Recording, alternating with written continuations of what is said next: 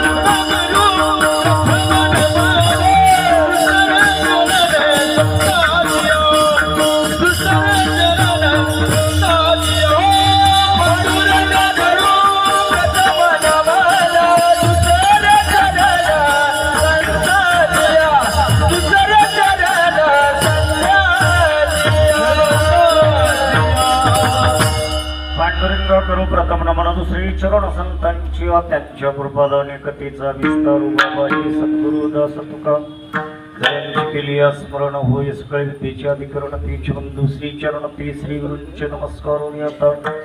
नमो सद्गुरु तुकया ज्ञानदीपा, नमो सद्गुरु सच्चिदानंद रूपा, नमो सद्गुरु भक्त कल्याण मूर्ती, नमो सद्गुरु भास्करा पूर्ण कीर्ती सेवे लागे सेवक झालो तुमच्या लागलो निज चरणा.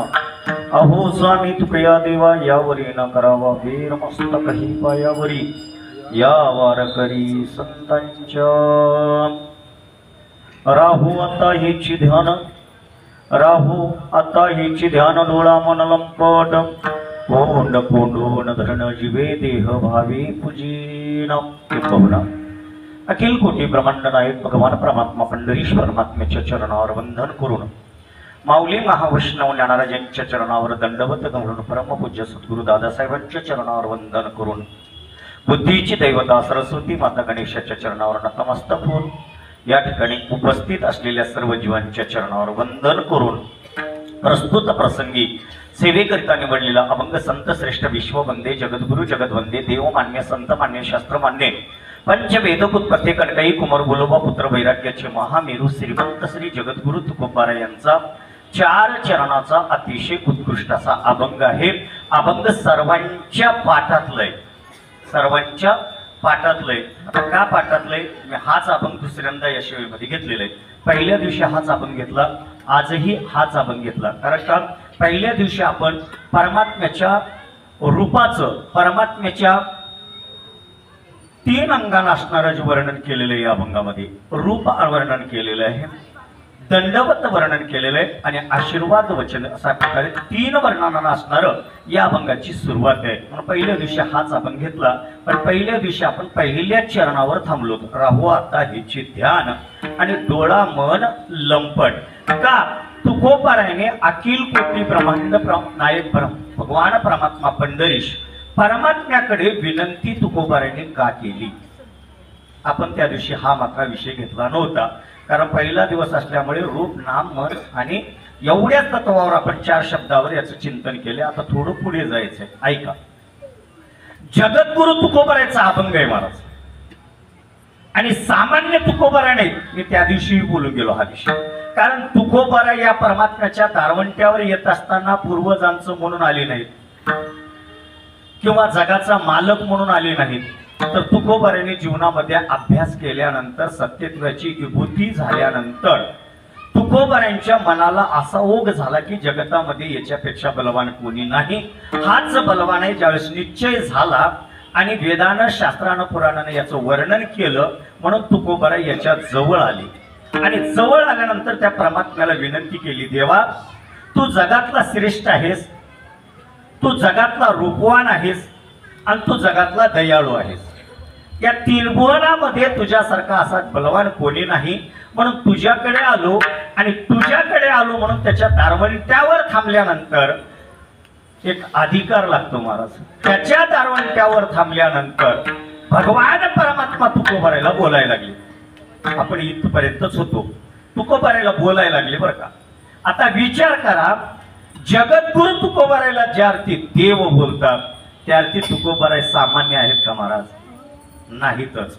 कारण देव म्हणायला लागले, तुकोबारा माझ्यापाशी येत असताना तुम्ही गवाहीपूर्वक सांगितलं, देवा तुला वेदानं गायलंय, शास्त्रानं वर्णन केलंय, पुराणानं वर्णन केलेलं आहे, असं तुम्ही गायलात, पण माझ्या दारात आल्यानंतर तुम्ही माझ्या ठिकाणी का थांबलात?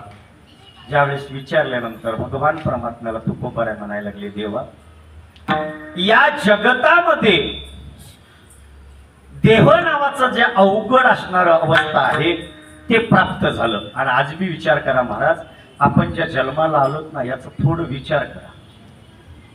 आपण ज्या मनुष्य जन्माला आलोत ना याचं थोडस विचार करा। हे मनुष्य जन्म महाराज आपल्याला जे प्राप्त झालं ना, हे सर्वात मोठी देण आहे, सर्वात मोठे देण आहे।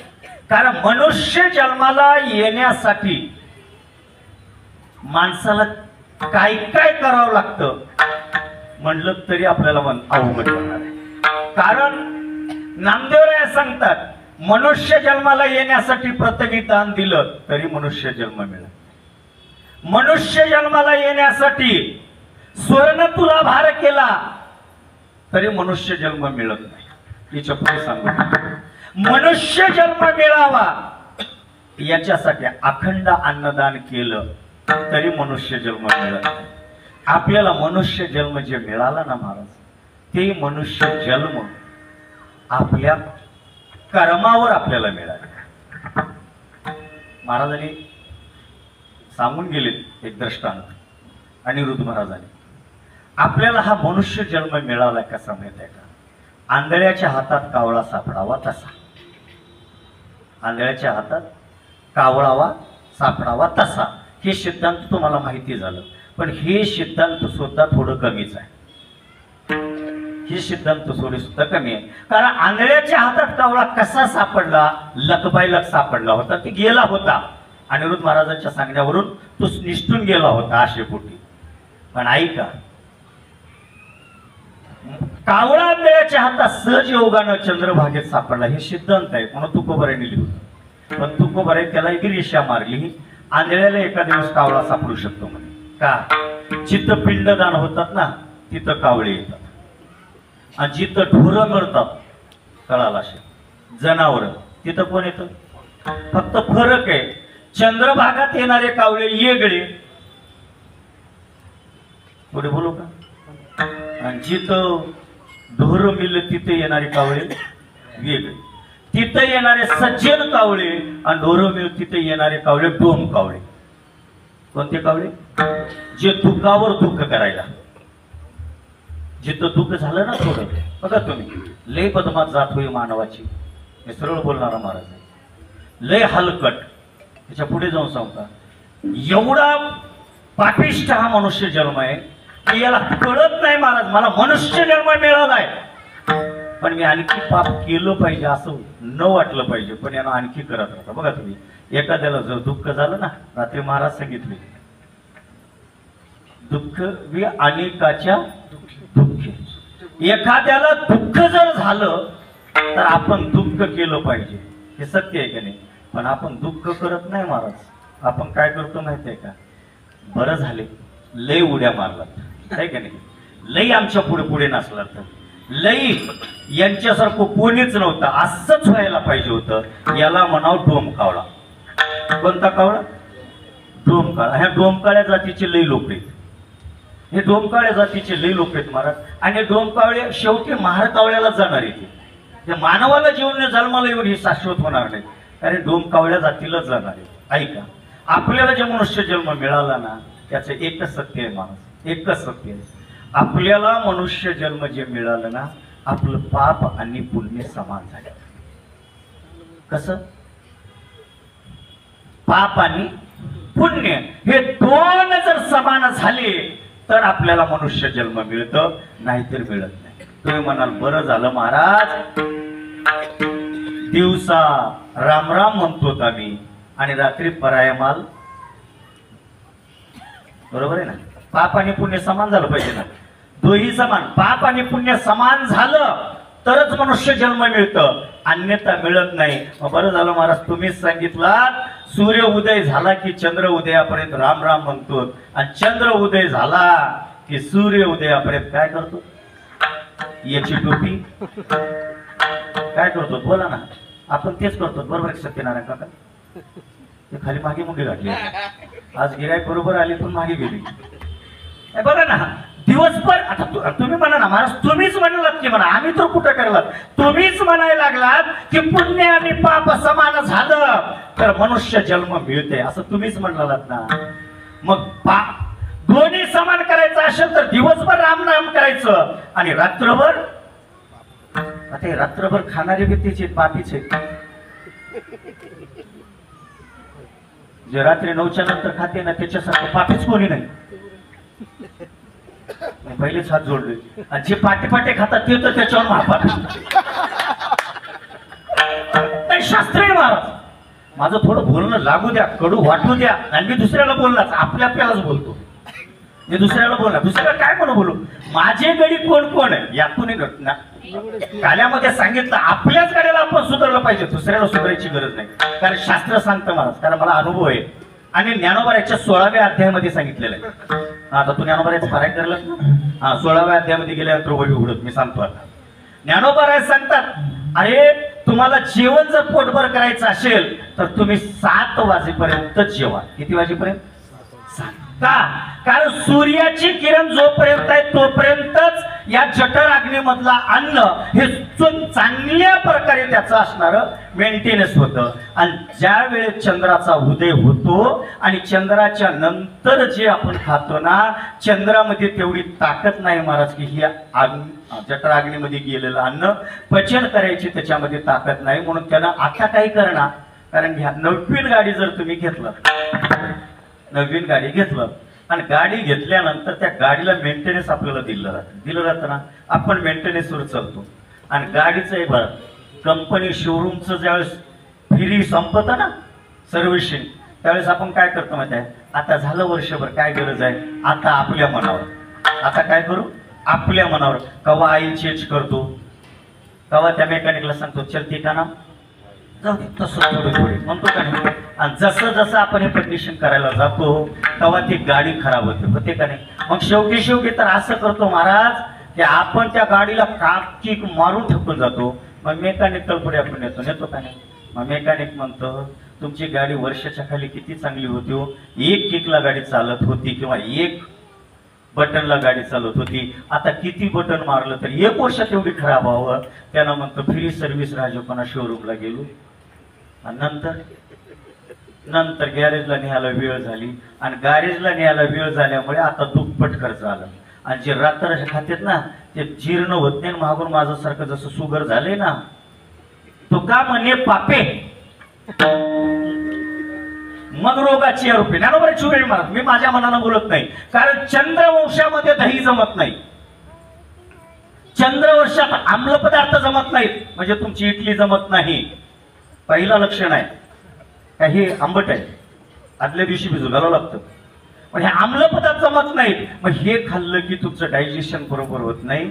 मग तिथं तुम्हाला हल्लू आता काही होत नाही, अंगात ताकद राजपणा, मग रोगनिगार होतात, मग पोटविकार, मग ते अल्सर, मग तिथं सुरू होतं आता एक. मग तेव्हा डॉक्टर सांगतात तुमचं खाद्य टायमिंग सांगा. आम्ही रात्री 12ला तुम्हाला गाडी कोणती दिली. ज्ञानोबाची वय आहे. ज्ञानोबा आहे म्हणतात तेळे हो तुम्हाला जर पेट्रोलची गाडी दिली आणि डिझेल घातलं तर गाडी चालेल का. बोला ना चालणार आहे. तशी आपली अवस्था आहे. रात्रचं खाणं म्हणजे डिझेल घालणं आहे पेट्रोलच्या गाडीला, म्हणून ती गाडी चालत नाही. म्हणून ज्ञानोबाराय काय सांगतात ऐका. ज्ञानोबाराय म्हणतात पाप आणि पुण्य हे दोन बाजू वेगळे. जाणून केलेलं पाप तर ते महापाप झालं आणि नकळत घडलेलं पाप आणि जाणून केलेलं पुण्य हे दोन्ही समान झालं पाहिजे. हे दोन्ही समान झालं पाहिजे. कळत नसेल तर उदाहरण देतो. आता हे सिटी आहे, खेडेगाव असतात. खेडेगाव म्हणलं की साधू फिरत असतात नाही. एक साधू एका गावच्या कडेला गेला आणि साधू गावच्या कडेला गेल्यानंतर एक वटवृक्षाचं झाड पाहिलं. आणि आता तुम्हाला साधू बघायचे असले तर कुंभमेळ्याला जाऊन बघा. कोणी काट्यावर झोपले तर कोणी आणखी पाळण्यातच आहे म्हणजे झाडाला लटकून पूर्ण देह त्याच्यावर अडकलेला आहे. कोणी एकपाद्य आसन करून बसलेलं आहे तर कोणी द्वैंदपाद्य आसनावर थांबलेलं आहे. अशा अनेक प्रकारचे साधू. तो साधू गावच्या कडेला गेला, वटवृक्षाच्या छायेखाली गेला आणि वटवृक्षाच्या छायेखाली त्यानं काय केला, त्याला दोर बांधला आणि वरील लाकूड बांधलं, त्याच्यावर असं आपलं शरीर टाकला आणि एकपाद्य आसन करून तो थांबला. आणि एकपाद्य आसन करून थांबल्यानंतर 8 दिवस निघून गेले. किती दिवस. आता एका पायावर माणूस किती दिवस थांबणार आहे. मी जर आता हे कीर्तन 1 वाजेकोणाने होऊ द्या. किती वाजेकोणा नाही हे ना काळजी करू नका. माझं पहिलं होतं आता नाही, बंद नाही मला. मी 1 पर्यंत नाही ना, 1 पर्यंत गेल्याने ह्याच्यातले किती बसतील 4 तर मुरगडतील. बरोबर आहे ना. म्हणून मी पुढे जाईना, काळजी करू नका. कारण आपल्याला थांबायची तेवढी शक्य नाही. 8 दिवस महात्मा थांबला आणि 8 दिवस थांबल्यानंतर त्याचे पाय काय झालं माहिती का, सुजलं गेला. त्याचे नशे ताटरले गेले, नस त्याची. आणि ताटरल्यानंतर त्याचा पाय असा मोठा झाला आणि मोठा झाल्यानंतर त्या खेड्यातलं गाव होतं आणि खेडगाव असल्यामुळे सगळ्या बाया शेताला जायच्या सकाळी सकाळी. दररोज जाता येता प्रत्येकानं बघितलं. एक मावशीला दया आली. माई म्हणली अरे अरे रे साधू 8 दिवस झालाय थांबलाय, त्याच्या नशात दाढल्या गेल्यात. आता याच्या नशा फुटतील आणि नशा फुटल्यानंतर आपल्याला त्रास होईल. याच्यापेक्षा आपण काय करावं, याच्या शरीराची सेवा करावी. कोणाच्या. माझ्या साधूच्या. थोडं तर ध्यान ठेवा. साधूच्या पायाची सेवा करावी. शेतला जाणारी म्हातारी तिथंच आपली टोप डोक्यावरली टोपी पाठी खाली काढली, ठेवली आणि धावत घराकडे गेली आणि घरी जाऊन निक्क तयार केलेलं लोणी होतं ते लोणी वाटीमध्ये घेतली आणि म्हातारी आली, साधूच्या जवळ आली. आणि आज मी सांगतो महाराज, बाया जेवढी दया करतात तेवढं माणसं करणार. हे लय फोडू. हे म्हणतात याच्या का बापाचं पेंड होतं का, याला कोण थांब म्हणलंय. आपले बोल. पण माह्यातच बाईकच जात अशी असते, दयाळू असतो, मयाळू असते. ते म्हणते माय माय माय माय साधू आहे साधू आहे साधू आहे. दया आली, घरी गेली, वाटीमध्ये लोणी घेतलं आणि लोणी घेऊन सन्या आली. आणि आल्यानंतर त्या महात्म्याच्या पायाच्या जवळ आली आणि हातामध्ये त्या वाटीतलं लोणी घेतली आणि महाराजांचं जे पाय सुजलं होतं, जे नशा सुजले होते त्याला लोणी लावली. कशाला. पायाला. आणि का लोणी लावली? कारण जे निपर झालेले नस आहेत, जे ताटारलेले नस आहेत ते मऊ पडावं. जसं आपण झेंडूबाम लावतो तसं तिनं लोणी लावली. आता मला एक सांगा, एखाद्या महात्म्याच्या शिरा टाकल्यानंतर त्याच्या पायानं लोणी लावणं हे पुण्य आहे का पाप आहे? जरा बोला बोला, काय पुण्य आहे ना? हा, ऐका, मला तेवढंच पाहिजे होतं. पुण्य आहे. म्हातारीनं ते लावलं आणि म्हातारी जरा पुढे गेली, पण झाड कोणतं होतं? आत्ता कळते मला. तुम्ही कीर्तनात हाव काही इडली डोशावर हाव कुठं मला कळते. ते साधू महात्मा कोण्या झाडाखाली होता? वटवृक्षाच्या. आणि वटवृक्षाच्या झाडावर कोण राहतात? मुंगळ्या. कोण राहतात? मुंग्या. आता त्या मुंग्याला साधू महात्मा आमंत्रण दिलाय का? मग काय झालं? जिथं लोणी तिथं मुंग्या. त्या मुंग्या आल्या महाराज झाडावून आणि साधू महात्म्याच्या पायाला जेवढं लोणी लावलं होतं तेवढं त्याच्या पायावर चढल्या आणि मुंग्या काय करायला लागल्या? चावायला लागल्या. आता मुंग्या चावताना साधूला त्रास झाला का सुख झाला? त्रास झाला. लोणी लावणारी पुण्य केली का पाप केली?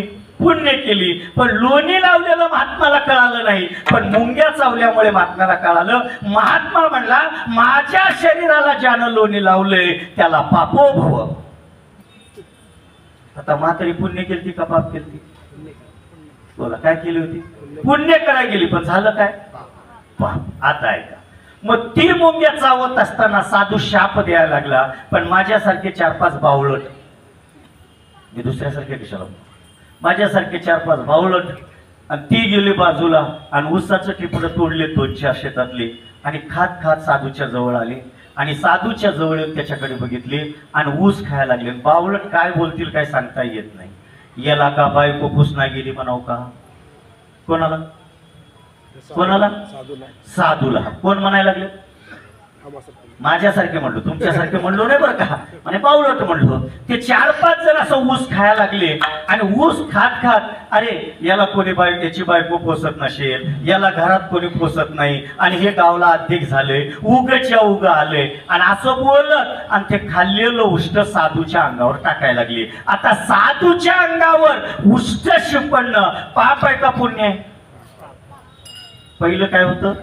पुण्य. आता पाप. ऐका, आता साधूचे ते उसाचेच खाल्लेल्या रसाचे चिलटे उष्टे साधूच्या अंगावर टाकले. आता मला सांगा, लोण्याला मुंग्या राहतात का गोड्याला मुंग्या जातात? कुठं? जिथं उसाचे चिलटे तिथं.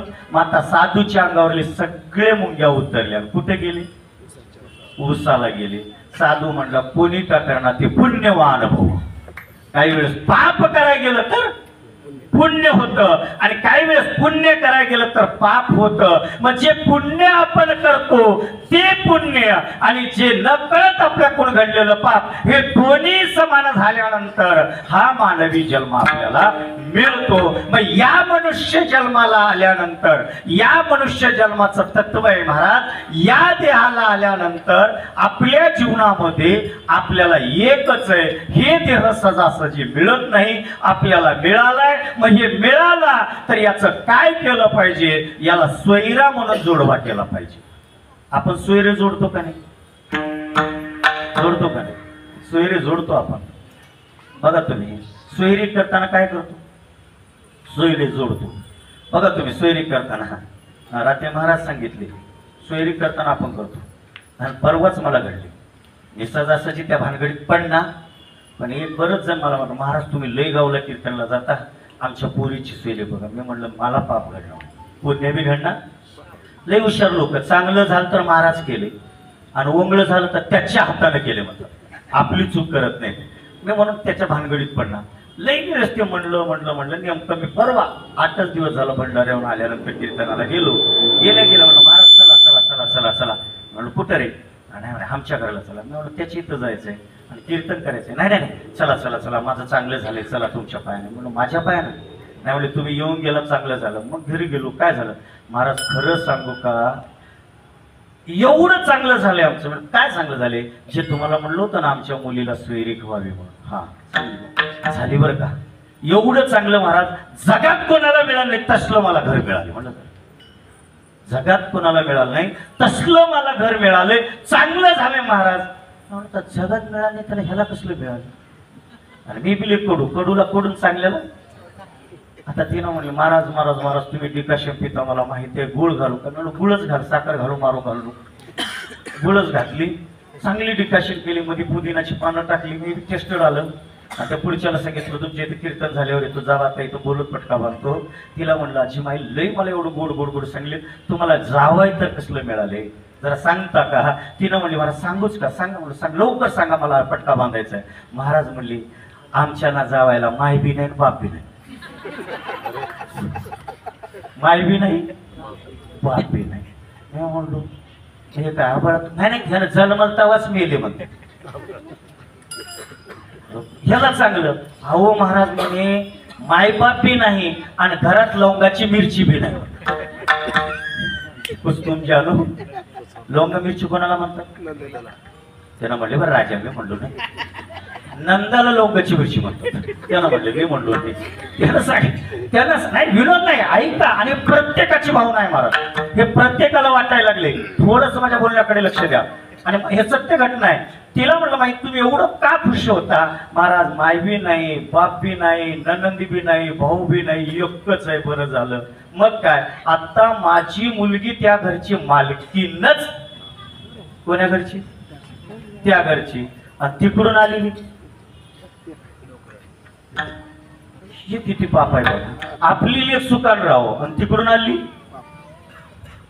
हे जोपर्यंत परिवर्तन होत नाही ना तोपर्यंत कीर्तनच कळत नाही महाराज. आपल्या लेखीचा असा विचार करता आणि दुसऱ्याचा तसा विचार करता, ह्याचा दोष आहे महाराज. तुकोबार ते सिद्धांत सांगतात, अरे बापू तुम्ही सोयरीक करताना हे नाते लावता का नाही? मग सोयरीक करायची आहे ना, सोयरीक कशी करा?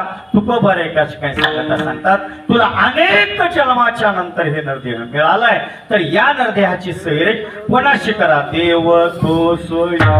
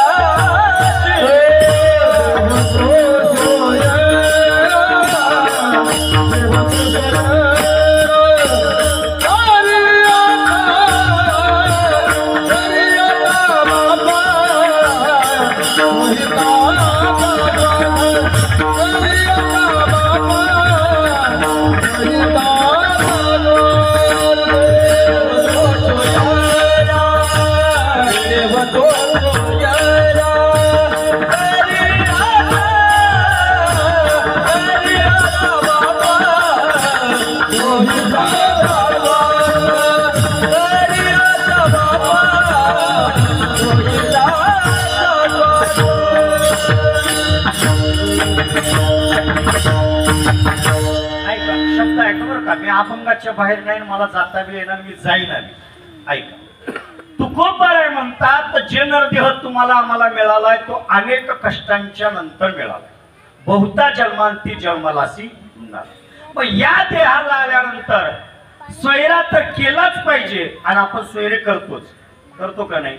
पण स्वैरा करत असताना या जन्माचं जर सार्थक करायचं आहे, या देहाचं जर सार्थक करायचं आहे, तर चांगला स्वैरा करा.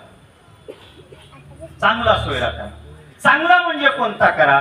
ज्याने तुम्हाला देह दिलाय त्या सोयऱ्याला सोयरा करा. आपल्याला देह कोण दिलाय? देवे दिला देह, बस एवढं. जास्त आपल्याला पलीकडे जायचं नाही. देवाने आपल्याला देह दिलेला आहे आणि देवाने देह दिलेला असल्यामुळे त्याच देवाला तुम्ही सोयरा करा. का सोयरा करा? कारण त्याला जर आपण सोयरा केलो तर आपलं चांगलं होतं. आणि दुःखी मायातीत सोयऱ्याला आपलं किती बेकार. बिल्डिंग बघून लेख द्या. आता 99% तसंच आहे ना. लय अवघड आहे हो, लय अवघड आहे. भंडाऱ्यावर एक मावशी आली, त्याला ओळख आहे मॅमला. त्यांना आल्यावर आले. आपण झरीला दिंडीचं मुक्काम राहत होतो पहिले, माळी ते लय दिवसानं, म्हणजे जवळजवळ पहिले जे आमचे होतं त्याला थोडं दुःख झालं होतं मला. आणि दुःख झाल्यानंतर त्याचा आमचा संबंध तुटला होता. आणि मी खरं सांगतो त्याचीच माझ्यावर कृपा, कारण त्यानं पहिले यात्रेला सुरुवात केली मला फर्स्ट टाइमला. त्याच्या संगच मी यात्रेला बाहेर पडलो भारत बघायला. आणि आता पूर्ण भारत बघायचा वेळ लागला. आणि आणखी छंदच आहे ते, आता गेलं आणि आता जाईल. ते बघितल्याशिवाय समाधान वाटणार, हिंडावच वाटतं. आता ऐका, त्या माळ्याची आलती. मग ते आले, म्हणलं बाबा लई दिवसानं आला, कसं आहे का नाही. म्हणजे बाबा लई चांगलं झालं. खरंच हो, आपण लई सुखी होतो, पण दुःख आलं प्रारब्धानं. चुकलं म्हणे माझं. का चुकलं? सोयरिंग करत असताना मी बिल्डिंग पाहिली, सोयरिंग करत असताना मी माया पाहिली, आणि सोयरिंग करत असताना मी माझ्या जीवनामध्ये धन पाहिलो महाराज. पण तुमच्या बैठकीत बसून सोयऱ्याच्या गळ्यात माळ आहे त्याने बघितलं नाही. आणि खरं आहे मला, मी सांगून जातो, 10 करोडची जरी प्रॉपर्टी असली आणि आपण देताना त्याने 10 करोड जरी दाखवत असतील, आणि त्याच्या गळ्यात जर माळ नसेल महाराज, तर त्यांना कवा कुठं जाते काही सांगता येत नाही. कारण का, गळ्यात माळ नसते मग ते कोणीकडे जातील. तुम्हाला सांगायची गरज नाही, सगळे जाणतात, मी तिकडे जात नाही. गळ्यात माळ नसलं की तो दुराचारी होतो, तो दुराचारी झाला की मांसाहार होतो, तो मांसाहार झाला की सुरापान करतो, तो सुरापान करायला लागला की वेश्यागमन करतो, आणि तो वेश्यागमन करायला लागला की संसाराचं वाटोळ करतो. संसाराचं वाटोळच नाही महाराज, रात्रीच ऐकलं ना मी कशाला निघतवली. केवळ एवढी 70 एकर प्रॉपर्टी रात्रीच महाराज सांगितली, मला पुन्हा आठवण आलं. म्हणजे एवढ्या 3 अवस्थेला त्या आपण गळ्यामध्ये माळ नसल्यानंतरची अवस्था होती. त्यानं ती कंडिशन सत्य सांगितलं. महाराज तुम्ही बरंच वेळेस म्हणत होता हो, ताईला देताना चांगलं घर बघून द्या, ताईला देताना चांगलं घर बघून द्या. पण चुकलं महाराज, त्याला दिलो आणि आज आमचे दुःखाचे प्रसंग आहेत. पण खंबीर आहे म्हणे देवा, मी सांभाळले. आज तिने सुपरवायझर झाली, 80,000 पगार आहे, 1 लेकरू आहे. आता माझं टेन्शन गेलं. पण कवा पहिलं दुःख भोगलेलं. मग तुकोपर्यंत ह्या मायातीत सोयऱ्याच्या मागे पूर्ण हे कधी बी नासकेत, कधी बी नासकेत. नासके म्हणण्यापेक्षा हे एवढे खराब आहेत. तुकोबऱ्याची वाट सांगतात, तुकोबर आहेत हे सगळे कसे आहेत महाराज, हे सगळे मायेचे मैंद आहेत. आणि हे सगळे मायेचे मैंद असल्यामुळे तुकोबरा म्हणतात येर गबाळी, येरती माई दुःखाची जनती, नाही आधी अंती अवसानी. अरे कोणीच कोणाचं नाही, हे कोणी कोणाचंच नाही. हे सगळे सोयरे देवाण घेवांचे. खरा जर सोयरा कोण असेल आणि या देहाचं जर सार्थक कोण करायचं असेल तर त्याच्याशिवाय कोणी करू शकत नाही. पण जीवनामध्ये त्याला सोयरा बनवा. तुकोबर तेच म्हणतात, बहुता जन्मांती जन्माला से नरा, आणि देव तो सोयरा आणि करी याच्या बापा सोहिताचा स्वार्थ. आणि तुकोबर या मनुष्य जन्माला आल्यानंतर त्याला जर सोयरा करायचा असेल तर 2 सिद्धांत लागतात. या शरीरातून त्याला सोयरा करायचा असेल तर पहिलं आपल्या मनाला आवडलं पाहिजे, आणि दुसरं आपल्या डोळ्याला आवडलं पाहिजे. त्या दिवशी 2 दशका सांगून गेलो, त्याच्यामुळे पुनरावृत्ती करणार. मन आणि डोळे हे 2 जर त्याच्याकडे गेले की आपल्या जीवनामधले सगळ्यात मोठा आपण विजय पाहू शकतो. आणि तुकोबर तेच म्हणतात, देवा मला तुला सोयरा करायचा आहे, आणि तुला सोयरा करण्यासाठी या डोळ्यानं तुला पाहिले ना, मग या डोळ्यामध्ये बस, आणि या मनानं असणार तुझ्या चरणापासून वाहू देऊ नकोस. म्हणून राहू आता हिची ध्यान. का डोळा मन लंपट, आणि हे डोळा मन आणि अंतर शुद्ध भाव जर झाला तर हा देव काय करतो माहित आहे का, त्या भक्ताला केव्हाही सहाय्य करतो. का सहाय्य करतो? कारण ज्याच्या मनामध्ये याना आहे, ज्याच्या डोळ्यामध्ये याना आहे ना, त्याचं जीवन सुखरूप आहे. आणि ज्यानं डोळ्यामध्ये याला साठवलं नाही, ज्याचं मन याच्या चरणाकडे नाही, देव त्याच्याकडे कधी सुद्धा जात नाही. कारण देव असा आहे महाराज, जोपर्यंत त्याला डोळे समर्पित करत नाही, जोपर्यंत तुम्ही त्याला मन समर्पित करत नाही, तोपर्यंत त्यानं तुम्हाला असणारा कधी आपलं म्हणत नाही. कारण या देहामधले हे 2 इंद्रिय बदमाश आहेत. हे 2 इंद्रिय बदमाश आहेत. हे धाबा चांगला का ते धाबा चांगला, कोण ठरवते? बोला, हे दुकान चांगलं का ते दुकान चांगलं कोण ठरवतं? डोळे. ह्या दोघांमुळेच माणसाचं जीवन वाटोळं होतं. म्हणून हे दोन इंद्रिय परमात्म्याला जर समर्पित केलं तर परमात्मा त्याला आपलं दास म्हणून घेतो आणि परमात्मा दास झाला की आपण त्याचे दास होतो. आणि नाही तो नाहीच मला कळत नसेल तर तुम्हा सगळ्याला ज्ञात आहे एक महाभारतातलं छोटं दृष्टांत. महाभारत, कौरव आणि पांडव, कौरव आणि पांडव हे तर तुम्हाला माहिती आहे. कौरव पांडवांचं युद्ध ठरलं आणि युद्ध ठरल्यानंतर भगवान द्वारकाधीश पांडवाला म्हणायला लागले युद्ध करण्यापेक्षा याला मिटून घेऊत म्हणे. याला काय करू? मिटून घेऊत. आणि मिटवण्यासाठी शांतीदूत म्हणून मी जातो. कोण जातो? हे कुठलं दृष्टांत आहे? महाभारतातलं आहे. नीट आहे. या मिटवण्यासाठी मी जातो आणि मी जाऊन प्रयत्न करतो की हे भांडण मिटतं का थोडक्यात. आणि मी मिटवतो म्हणल्यानंतर बघता बघत महाराज ही वार्ता कौरवाकडे गेली. आणि कौरवाकडे गेल्यानंतर कौरवाचा राजा कोण होता? दुर्योधन. कौरवाचा राजा दुर्योधन.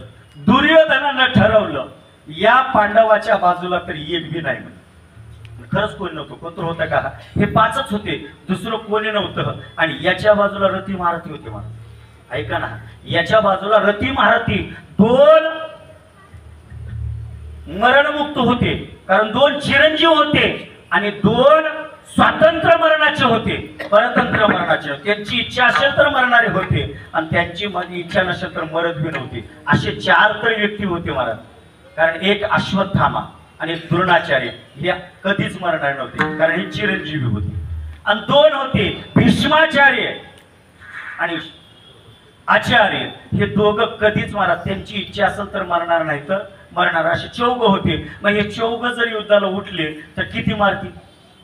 एवढं राज्य त्या कौरव म्हणजे सैन्यामध्ये दाखल असणारी बलवान शक्ती होती. तरी पण दुर्योधनाला कळालं की येणारा एकटच आहे. त्या एकापैकी उड्या मारल्या. पण आपण कृष्णापैकी उड्या मारलेल्या. कृष्णा जर एक बार आपल्या बाजूला आला की आम्ही विजय झालो. पण यानं तिकडल्या भागात गेले नाही, त्या गटात गेले. या गटात जर त्याला घ्यायचं आहे तर याला फोडलं पाहिजे. कोणाला? माणसं रात्रातून पार्ट्या फोडतात का नाही? सकाळी इकडे राहतात तर रात्री तिकडे. इलेक्शन दिवशी तिसऱ्याकडेच. बरोबर आहे का नाही? सकाळी याचा झेंडा घेऊन उडते आणि रात्री 11 वाजलं की त्याचा झेंडा गुंडाळून इकडल्या खिशात आणि याचा झेंडा घेतात. रात्री आलेलं द्रव्य घेतात, मग ती बी झेंडा घालतात खिशात आणि सकाळी इलेक्शन करताना तिसरं डोक्याला लावून जातात पुढे. का फोडाफोडी राजकारण? हे आताच नाही बरं का, हे आताच नाही, हे तवापासूनच चालू आहे. दुर्योधनाला कळालं की एकटा कृष्ण जर माझ्या बाजूला आलं तर एक दिवसात पांडवाचं निपांत आहे आणि पांडवाचं निपांत झालं की आपण विजयी आहोत. फक्त एक आहे, या कृष्णाला आपलं केलं पाहिजे आणि कृष्णाला आपलं करण्यासाठी लाच दिली पाहिजे. काय दिली पाहिजे? लाच दिली पाहिजे. मग त्यांना यायला लागलाय शांतीदूत म्हणून. याला कळालं. यानं काय केला? धनाच्या बळावर विश्वकर्माला बोलवलं. तुम्ही महाभारत करा. कोणाला? विश्वकर्माला बोलवलं आणि विश्वकर्माला सांगितलं, ए विश्वकर्मा, एक सुंदर महल सकाळपर्यंत तयार कर. कारण ती इंजिनियरच तसं होतं. आताचे इंजिनियर नाही, 3दा कागद फाडायचं, 3दा रेषा वाढायचं, हे खांबामध्ये आला चूक झाली पुन्हा खांबा बदलायचा. तसलं नव्हतं. एक बार रेखाटा घातला म्हणजे घातला आणि दिवसात रातातून सकाळपर्यंत बिल्डिंग तयार. विश्वकर्मा रातातून बिल्डिंग तयार केली. सुंदर बिल्डिंग तयार केली. सगळं झालं, सगळं झालं. भगवान यायला लागलेलं दिसले. दिसत असताना महाराजांनी विचार केला त्यानं येण्या अगोदर याला प्रसन्न करावं. कोणाला? द्वारकाधीशाला, भगवान कन्हैयाला.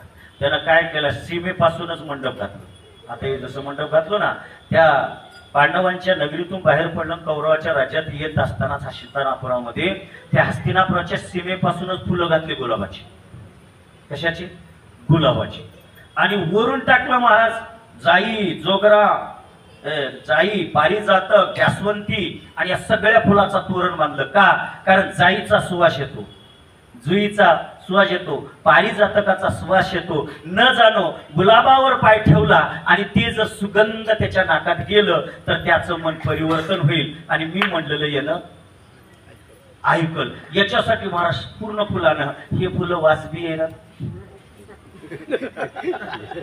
सप्तास कसं आहे महाराज लोक म्हणाले म्हणजे हे जे फुलं आहेत ना असे नव्हते हे सजीवलं होतं असंच पण जाई जो मोगरा जास्वंती पारिजात आणि या फुलानं सजवलेलं ते निघाला का नाही यानं दुरूनच बघितलं म्हणे हे लई सजवले म्हणे मंडप पण लई मंडप सजवले दक्षिणाचं पाकिट कसं आहे की नाही तुम्हाला म्हणला नाही आणि मी त्याच्यात जाणारा महाराज नाही कारण माझं एक तत्व आहे मी त्या ह्या गादीवर व्यासाचे आहे तुम्ही दिल्यान बी बघणार नाही न दिल्यान बी बघणार नाही न बघणार नाही म्हणून सोडून द्यायच्या डिझेल माझ्या बापाच्याकडे मला तुम्ही म्हणला होती म्हणून काही एक जाई केलंय मला तसं करू नका डिझेल पुढची तर द्या सुखी राहावं लागेल बस बस मला काही लागणार ऐका तुम्ही देणार मला न देणार तर ते बाबा आहे तुम्ही का देणार विलासचा पर्याय म्हणतो ऐका यानं म्हणला लईच जाई जुई मोगरा जास्वंती पारिजात घातलंय खाली गुलाब घातले याच्या मनात काय आहे आता तो तर चतुरा तो शिरोमणी पूर्ण लावण्याची खाणी मुकुट सकळा म्हणी धन्य तोची विठोबा तो चतुर होता महाराज त्यानं बरोबर म्हणला याच्या मनात काहीतरी काळ कुठे यानं एवढे केलंय स्वागत केलं वाजंत्री वावली आणि असताना महाराज इकडून सुंदरशा स्त्रिया इकडून सुंदरशी स्त्रिया एका स्त्रियानं संत अंगावर टाकावं इतर आणि एका स्त्रीनं असं फुलं टाकावं आणि असं पुढे स्वागत करत नेलं दरबाराच्या जवळ नेलं आणि दोन्ही हात जोडले दुर्योधनानं तुम्ही शांतीदूत म्हणून आलात राजवैभवाचे एक दिवस तुम्ही मुक्काम करा आज ते इथं म्हणणं तुमचं काही ऐकलं जाणार नाही उद्या राज दरबार भरलं जाईल आणि राज दरबारामध्ये तुमचं म्हणणं ऐकण्यात येईल आणि तुम्ही एक रात्र इथंच मुक्काम करा इथंच मुक्काम करा म्हणल्यानंतर भगवान द्वारकाधीश म्हणले करतो म्हणे इथंच मुक्काम करतो म्हणल्यानंतर यानं सांगितलं हे बघा म्हणे तुम्ही येणारात म्हणून मला कळालं याच्यासाठी मी काय केलं माहितीये का म्हणे एक सुंदर महल बांधलो म्हणे यानं म्हणला मी येण्या अगोदरच राहण्याचं थांबलो म्हणे येण्या अगोदरच मी लॉज बुक केला मी मुक्कामाला येण्या अगोदर लॉज बुक केलो का मला एकच कळ अंतरीची घेतो गोडी अंतरीची घेतो गोडी पाय जोडी भावाची पाय जोडी भावाची पाय जोडी भावाची अंतरीची घेतो गोडी पाय जोडी भावाची पाय जोडी भावाची पाय जोडी भावाची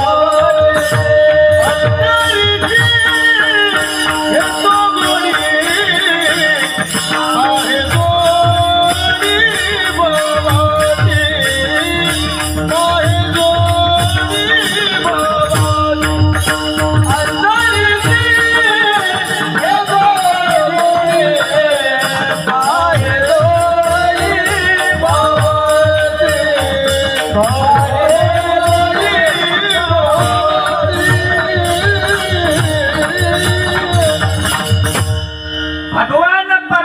बाह्य रंगाला भुलत नाही महाराज नीट आहे का भगवान परमात्मा बाह्य रंगाला थोडं बोललो आता थोड्या म्हणजे काही अवस्था असतात जाऊ दे मला तिकडे जायचं भगवान परमात्मा का करतो बाह्य रंगाला बोलत नाही तुम्ही किती गंध लावलात तुम्ही किती स्नान केलात तुम्ही काय करलात तुम्ही अंगावर टेरिकॉट कपडे घातलात कॉटनचे कपडे घातलात पॉलिस्टर कपडे घातलात रेशमी कपडे घातलात काय घातलात याला देव भुलत नाही तुमचं अंतःकरण किती निर्मळ आहे याला देव भुलतो याला देव भुलतो का अंतरीची घेतो बाह्य नाही पण अंतर्गुणी जर शुद्ध करायचं असेल तर हे डोळे आणि मन अंतरातले डोळे आणि मन या डोळ्यामध्ये त्याची मूर्ती बसली पाहिजे हे मन त्याच्या चरणावर समर्पित झालं पाहिजे हे जर झालं तर त्याला आपण म्हणायचं नाही त्याला आपोआप तुमच्या इथं येतं त्याला ये म्हणायची गरज नाही का नाही हा सिद्धांत सांगतो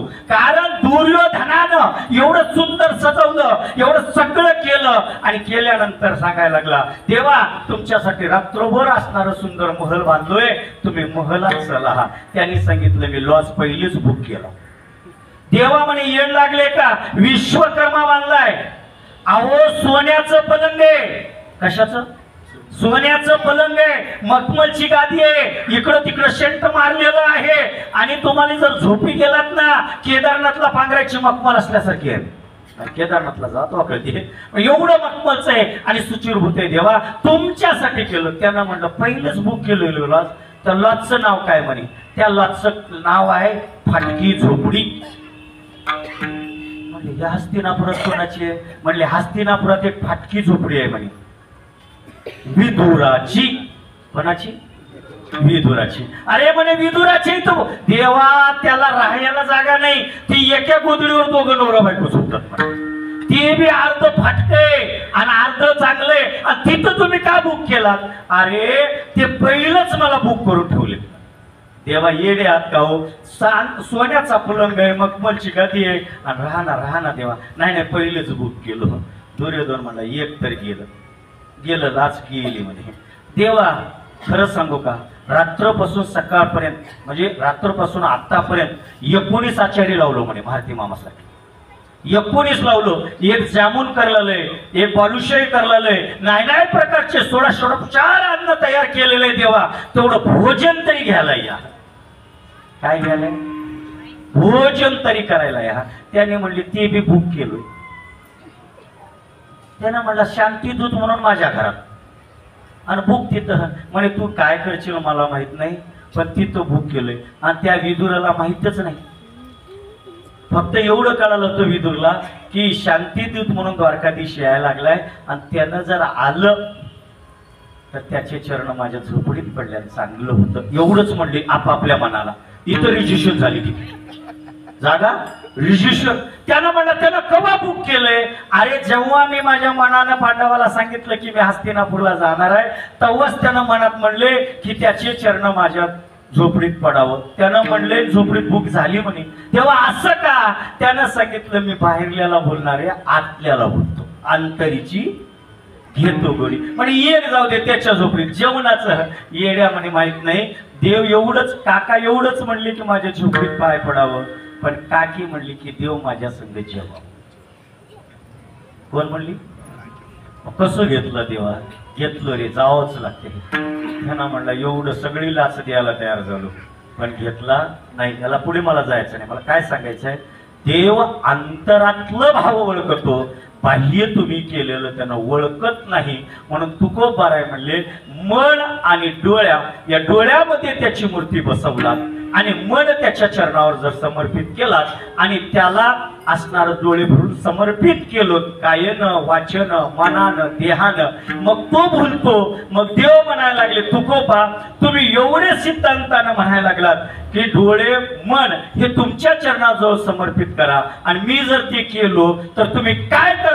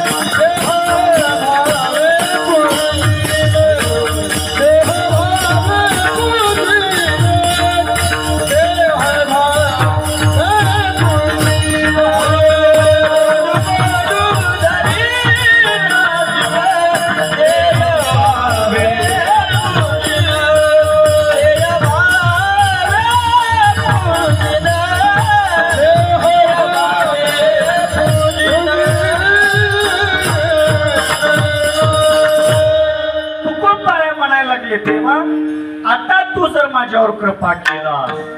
आता कोणतं माझं मन आणि माझ्या डोळ्यात, या डोळ्यामध्ये तुझी मूर्ती. आता ती मूर्ती किती सुंदर गोजेरी का नाही हे मी पहिल्या दिवशी सांगितलं. त्याच्यामुळे तिकडं जाणं माझं नाही, मला पहिलं चरण मी उडवलं. ते सुंदर तुझं रूप, सुंदर असं राजस तुझं असणार हे रूप त्या डोळ्याला माझ्या आवडलं, म्हणून माझ्या डोळ्यामध्ये तुझी मूर्ती राहू दे. डोळे तुम्ही घ्या रे सुख, पहा माझ्या विठोबाचे मुख. बस या डोळ्यामध्ये तुझे रूप राहू दे. हा देवा तू को बरं म्हणले. देवा झालं एवढं एक. देवाने विचारलं पुन्हा. काही नाही, हे मन माकडाच्या जातीचं आहे. कोण्या जातीचं आहे? माकडाच्या. मरकटस्य म्हणा हा, कारण मन एवढा हलकट हाय. किती हलकट आहे मन, एका ठिकाणी स्थिर राहत नाही. मन स्थिर नाही.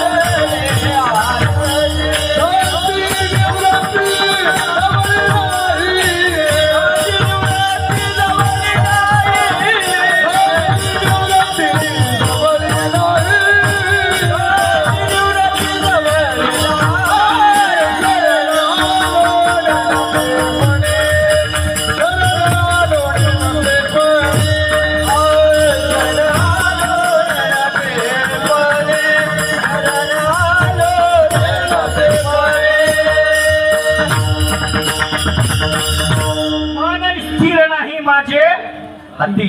आणि खरंच महाराज मन आपले स्थिर आहे का? मन स्थिर नाही. बहुत चंचनाचं बळ, बहुत चंचनाचं बळ, बहुत